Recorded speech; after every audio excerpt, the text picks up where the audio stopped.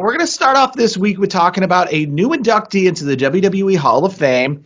They've had a few different things before in the WWE Hall of Fame that have seemed to have come and gone, and this latest one is called the Immortal match, as it's the first ever match that's going to be inducted this year into the 2025 WWE Hall of Fame. They have picked for the first match ever to be Bret Hart, Stone Cold Steve Austin. If you remember, the special enforcer was Ken Shamrock in that match at WrestleMania 13. It was a submission match, and it ended up being won by Bret Hart with the synonymous picture of Stone Cold essentially not submitting, right? And it was one of the first times in WWE history, one of the most synonymous for sure, that we came in with face and a heel, and we got the swap before the match was over with Stone Cold essentially the new face and Bret Hart the heel. But this is kind of a unique concept. Brandon, I want to kind of ask your opinion. First off, not just talking the match itself that's getting inducted, but where do you think this idea came from? Because I've got a few ideas myself of why we're getting this inductee. I think the brainchild behind it is Triple H. I think once again, I feel like he's come up with a really great concept. I think it's a really cool concept. And the cool thing I will say about it will be, going forward, it's one match a year. I don't want it to be 5 matches every year because that's just going to water things down. So I feel like they got to stick with this plan of one match, 1 year, and go, and because then you know what? And then let's say this concept continues for the next 10 years. We've only gone through 10 matches out of what, thousands, hundreds of thousands? I guess, to that point, right? We talk about the WWE Hall of Fame having an issue, right, where we were inducting too many people too fast, and we were running out of people to induct. But this is kind of a different scenario, right? Because we're only inducting one match into this Hall of Fame. So I guess one question I want to talk about when it comes to, we'll have an endless supply of these, is it WrestleMania only matches at WrestleMania weekend, or is it anything across the board of professional wrestling that WWE owns, including like WCW? That's a great question. I feel like it's anything they own, really. I think that's anything that's in the library, I think, is up for grabs. So, we could see some infamous Starrcade matches from the 90s. Anything like that. I mean, there's so many great moments that I guess that's difficult though, because you say one match a year. We run low on wrestlers to induct into the Hall of Fame, but we're not going to run low on matches anytime soon. Here's the thing though, I don't want it to get watered down. Where it's like, I know we've seen millions of matches, tons of matches over the years. I think making it immortal. Immortal means you're almost like one of a kind, and one of a kind for me is once a year. Pick the best match. I don't care what it is, but it needs to be something immortal. It can't just be a run-of-the-mill, we're just going to go through a bunch of matches. These have to be iconic matches. And who can forget the Crimson Mask of Stone Cold Steve Austin? That, like you mentioned the picture, like him in that Crimson Mask. Mm-hmm. And, he didn't give up. He just passed out. And also, a sidebar from that match itself, the special guest referee, the third man in the ring, Ken Shamrock's going to the Hall of Fame. So he's in the TNA and the UFC Hall of Fame. So indirectly, he's in the Hall of Fame now. That's cool. I bet you. And here's one of the reasons I think that this match was the first match pick. Because let me tell you, there's a lot of matches. We could go years and years and years. And talk about kind of the positive and the negative, right? And it's kind of crazy because we talk about how, you were just saying the criteria of how iconic this match has to be. And it's going to be weird that we have a lot of people in the WWE Hall of Fame that were never in any actual iconic matches. Good example, Coco Beware's in the WWE Hall of Fame. I don't think he's actually ever been in a match, though, that would be here. So a tougher criteria to have your match in the Hall of Fame than it is to be in the Hall of Fame as a competitor. But I think Ken Shamrock, right, is one of the reasons why this is going in, because they're in Las Vegas, right? He's in the UFC Hall of Fame. Las Vegas, he's very synonymous there. But I think a big reason, and I think this is what's going to get tough going by your criteria of one match a year, because people are getting older themselves. And as we know, WWE, like anything else, likes to stay fresh and relevant, right? All the people who've gone in the Hall of Fame in our lifetime have been people we've recognized, and the people we don't recognize, they go in the Legacy Award, which is indeed what you talk about not wanting to do in the matches. And that's just a list of people who get put in this Legacy Award, and they're like in the back of the program, maybe. That's Yes. why you gotta. That's why with these, like, if you're gonna do like the one match, 1 year type of thing, you got to go with the old school matches first, because let's be honest, those wrestlers are not getting any younger. So if there's other iconic matches that WWE kind of has, up their sleeve down the line, they might want to get to it sooner rather than later, because like you said, you want to have all parties involved able to attend, obviously be alive and all that. That's obviously what the goal is. But let's be honest, there's a lot of iconic moments, whether it's WWE, WCW. You go through the history. There's a lot of great characters, great matches that have people that are involved that are no longer with us, unfortunately. I think it's funny because WrestleMania, right, went from too much for one night to how are we going to fill 2 nights now, and now trying to blow every show. And now we're doing the same with the Hall of Fame, right? Because SmackDown, right, and the Hall of Fame together, too much going on one night, right? It's just way too much content in a one program. So they split it up over 2 programs. But when you do that, now you're sitting and going, well, if we're charging people money to go just to the Hall of Fame by itself, it's not just an add-on to SmackDown. We've got to make it a worthy product. We've got to actually make it pretty legitimate. We can't just code off the fact that we have a short SmackDown and a short Hall of Fame and it's 1 ticket, so it equals out. We have to make this a $300 ticket, right, by itself.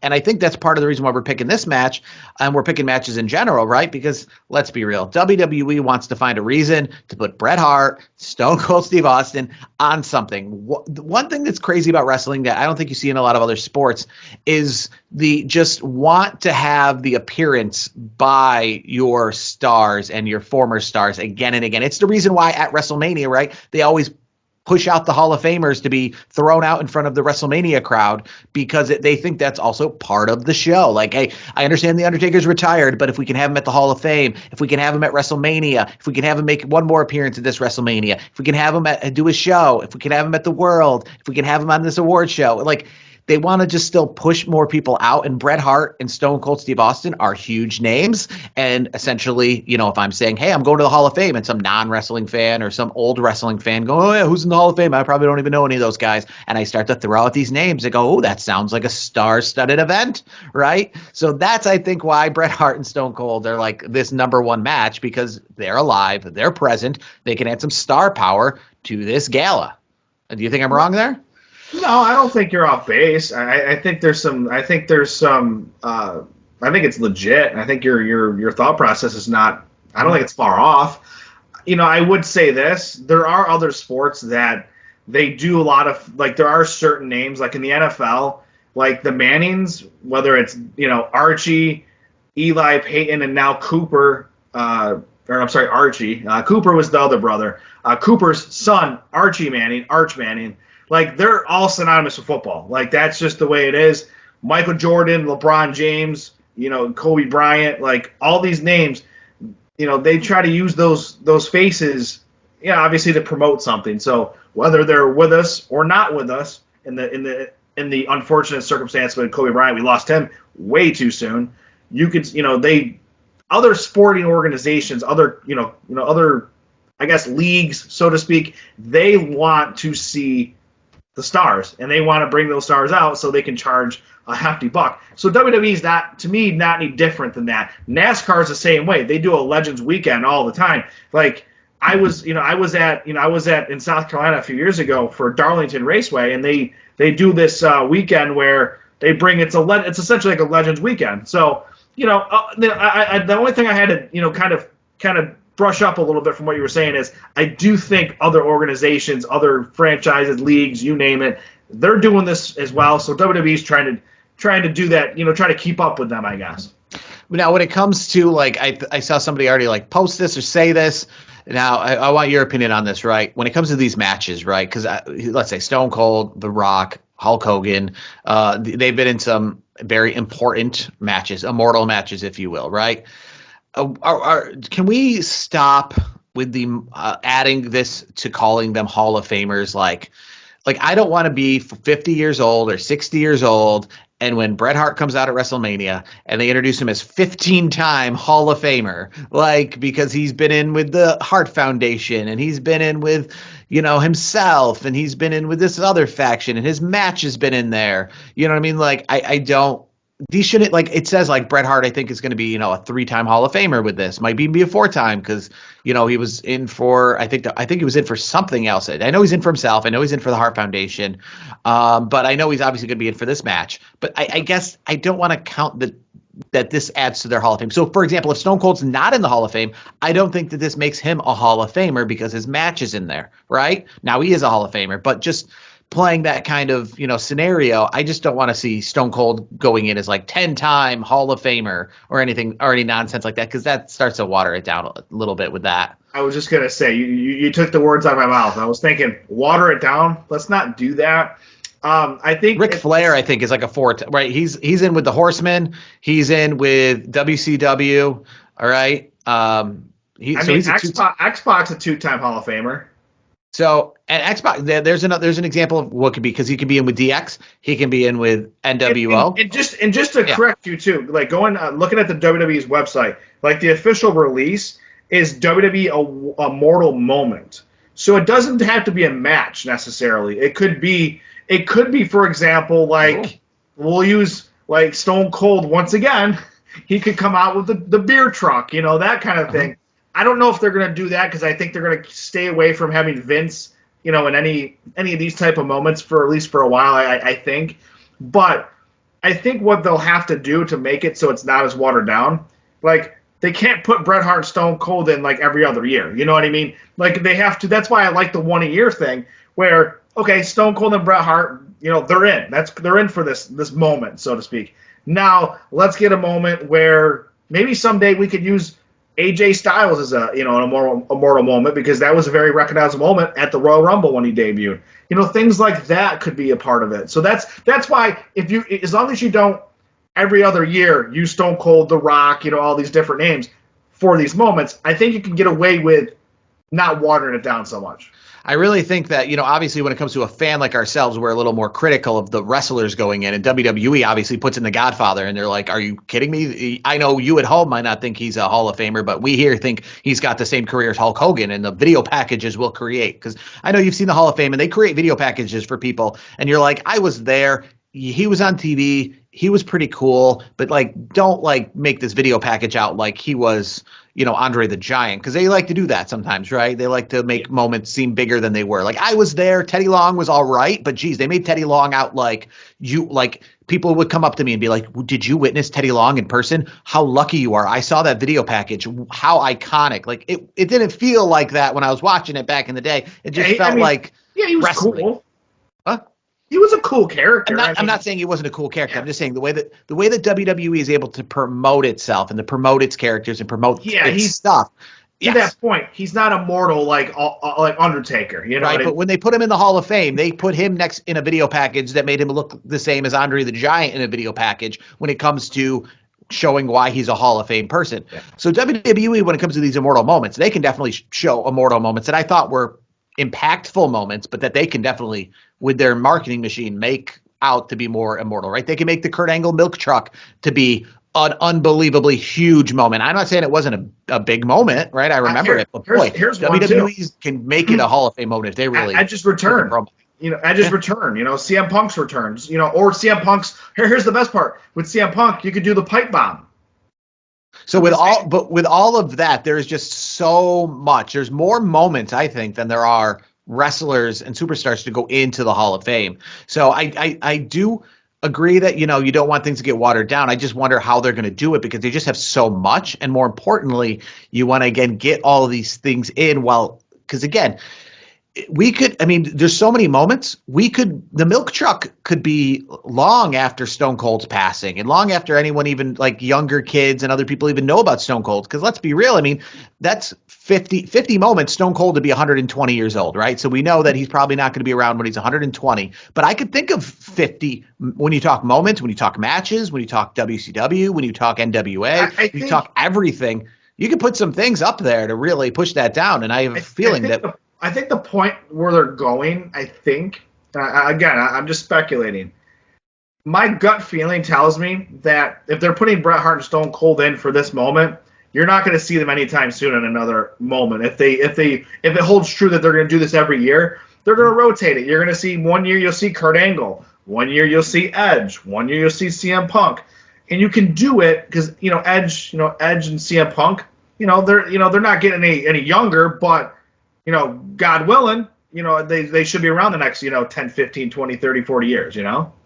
I will say when it comes to this new category, I guess a little bit of a disappointment. It's a fine category. I'm not really against it or anything like that. It's interesting, and it's definitely a way for those, again, who are going to go to the Hall of Fame, who want to kind of break up the monotony a little bit of just speech after speech from Hall of Famers. But the idea that we had the Warrior Award, why are we done with that? I thought that was kind of interesting, and I'm not saying that everyone who got inducted was a wrestler. It was from people from all different walks of life. I kind of liked the Warrior Award, and then kind of just faded away. So we have this new thing, and I mean, I hope this doesn't fade away, or they just get bored with it like they do other things. They get bored with it like they did the Women's Battle Royal at WrestleMania, which I think had two years of a run and hasn't been around since, kind of thing. Yeah. So I hope they don't get bored with this, but I will say, I guess the Warrior Award was cool. I wish they never really got rid of that. I don't necessarily know why. Maybe they got rid of it because, like anything else, it sounds like a good idea at first, and it sounds like you got enough material to go for 100 years, and then you're 4 years in, and you're going to go, I'm out of ideas. I don't know who gets this. And we could maybe have that with the Immortal moment of all the big moments that we recognize are in there. And then somebody's like, yeah, I'm out of ideas, that kind of thing. Let's skip it this year. That's why I think if you do the 1 a year thing, I don't think you're going to have to run out. I really don't think you could be short of ideas. I guess the idea is if for some reason any of this is around in 50 years, because WWE isn't like anything else, right? In 50 years, who knows what this product could look like? It's always changing. It's always evolving. WrestleMania may not even be called a WrestleMania in 50 years. I mean, it's not one of those things that you can really set your clock. You can set your clock to it for the most part, for sure. But, one thing we've learned with anything in this world, and not even just wrestling, but just things in general, as time evolves, technology evolves, I can't really. If you were to ask me in 50 years, do I think WrestleMania will look like WrestleMania and the Hall of Fame will look like the Hall of Fame and there'll be inductees and immortal moments? I'd be like, I mean, it's a TV product. It's an entertainment product. You know what I mean?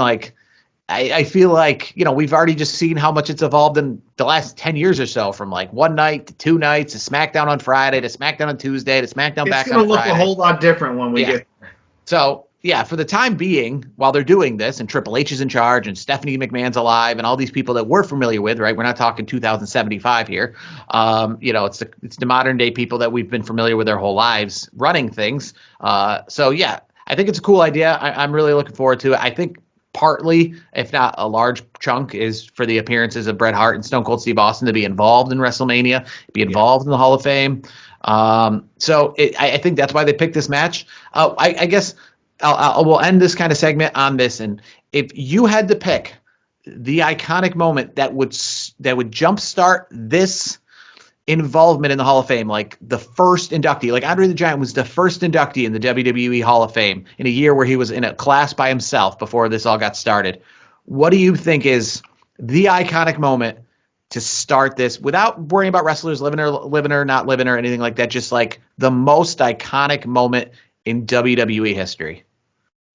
I mean, you said it. You just mentioned Andre the Giant. I mean, Hulk Hogan body slamming him. I mean, where do you go from there? I mean, that's the iconic moment for me. I wasn't around for it. I'm not old enough to remember it. I wasn't around for it, but I have family and friends that remember it. They were alive and they saw it happen, and it was this. It really was an immortal moment because the immortal Hulk Hogan just body slammed somebody who never gets body slammed, which is Andre the Giant, and beat him. So to me, that would have been my go-to. But I don't have a problem with this one with Bret Hart and Stone Cold, because I actually remember it as a fan. It's actually one of my first memories that I watched live as a fan, because I do remember it when I was in elementary school. I did watch that, and it was one of my first memories because I started watching, I remember watching at least 96, 97. So that match sticks in my head, and it's been there a long time.